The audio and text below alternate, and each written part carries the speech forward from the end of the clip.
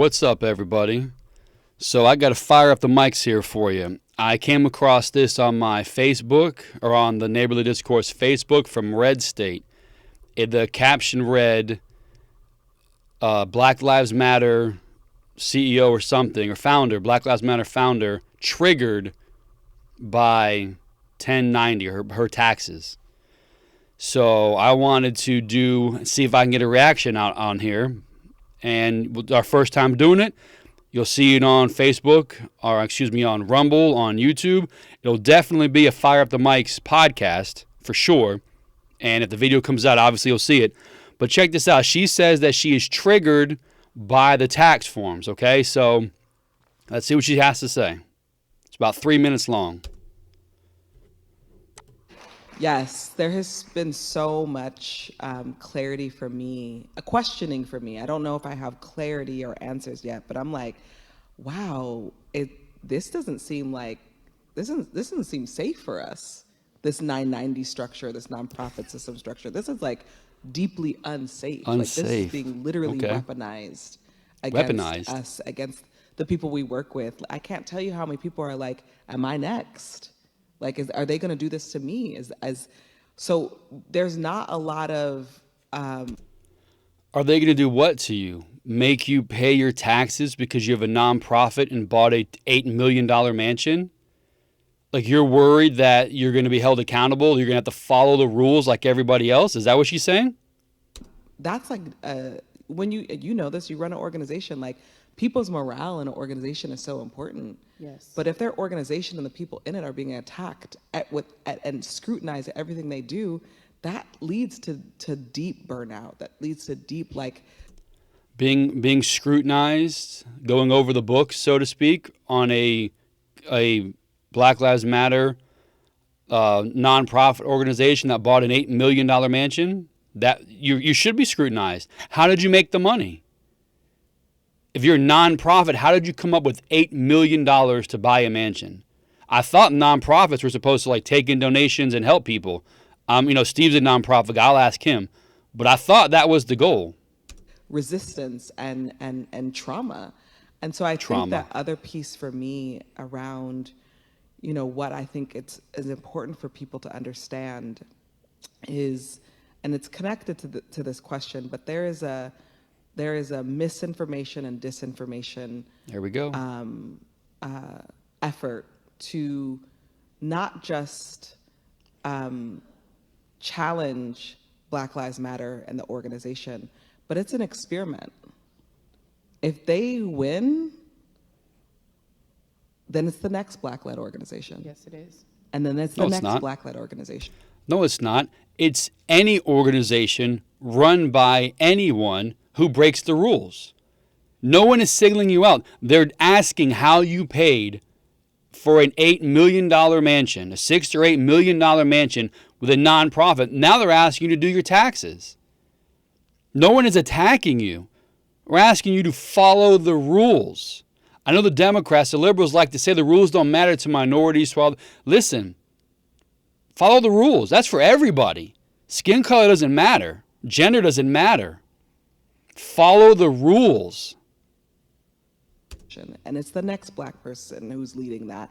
And so it's so important that we pay attention to what's happening and we don't allow for they have this they know what they're doing, like how to create the infighting, how to create the distrust. We have to...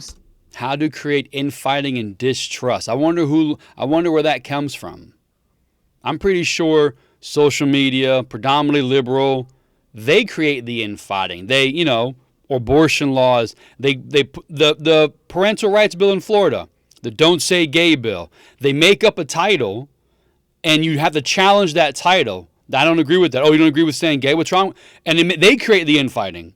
Listen, people, we've said it 1,000 times. If you want to know what the Democrats are doing, see what they're saying the Republicans are doing. She's saying the conservatives, the people are saying, oh, they're trying to create our infighting, which means that's what they are doing. That's their move. They say what conservatives are doing because that is what they are doing. And she is part of the they. Don't believe that, okay?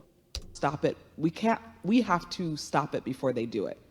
We have to shut it down. We have to be showing up against it. And so that has been really important to me too, like taking the time to kind of stand back and watch it happening and being like, oh, this is how this works. Like we are literally the experiment right now. No, you're not. This has been going on for years, dude. We don't critique. Nope. There is a healthy way to ask questions. Agreed. And push. It's a really good question. I think, you know, first of all, number one, I actually did not know what 990s were before all of this happened. It's confusing. So true, honesty. Part of the opportunity here is to educate. Also true. Like something's being Why? See, she better say weaponized.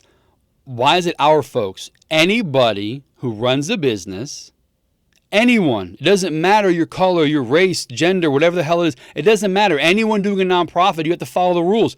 And if you've never done it before, yeah, it's going to be interesting. So it isn't a weaponized thing against Black Lives Matter or black people or mine. It's not. It's a rule the country has. You live in this country. You make your money in this country. You have to play by the rules of this country. What the hell is so difficult about that? Weaponized against us that many people don't even know and honestly don't care about. I didn't know about them until they started asking us for them for COVID relief funds. I said, you need my 990. Yeah, a lot of people didn't know that. The accountant. Yeah, exactly. Yeah, the accountant handled that. Like, I don't know what that is. That's smart. It is such a trip now to hear the word, the term 990s. I'm like, ugh, it's like triggering. April 15th is next week. Yo. Unbelievable. Unbelievable. This is the craziest stuff I've seen in quite some time, everybody. Get all my stuff on here. I don't know, man. I don't know. What's up, Cal? That's it. That's what I saw. That's crazy talk to me. You know, I don't know. Get the screen bigger. There I am. What's up, guys? Thanos, that's my guy. But yeah, that's, you know, what do you think about that? Following the rules, paying taxes for a nonprofit, being questioned how you were able to afford a $6 to $8 million mansion when your foundation was supposed to help people. And it's triggering, it's being weaponized, it makes it unsafe, hostile work environment. Like, are you listening to this? She's simply being asked to do what the rest of us do, pay taxes. And she has a problem with it. It's triggering, it's scary, it's unsafe. You cannot believe this stuff anymore. They're going so far with the victimizing of America, you have to see it's nonsense. Because pretty soon, I think it's by design, maybe we'll conspiracy corner about it, I don't know. They're desensitizing you where nothing matters anymore. You're not going to be shocked when you hear an actual true racist term. You're not going to be shocked when someone actually is triggered or is offended. You're not going to know the difference because it's a free-for-all right now. Bro, this is something else, man. It really is. I hope you guys are opening your eyes to it. There are real issues out there. This is not one of them. It really isn't. All right, the thing's shaking. I'm sorry, I'm bouncing around. So you guys tell me what you think. All right, so listen to it, like it, subscribe it, share it, whichever. YouTube, Rumble, the podcast, fire up the mics. You guys have a good one.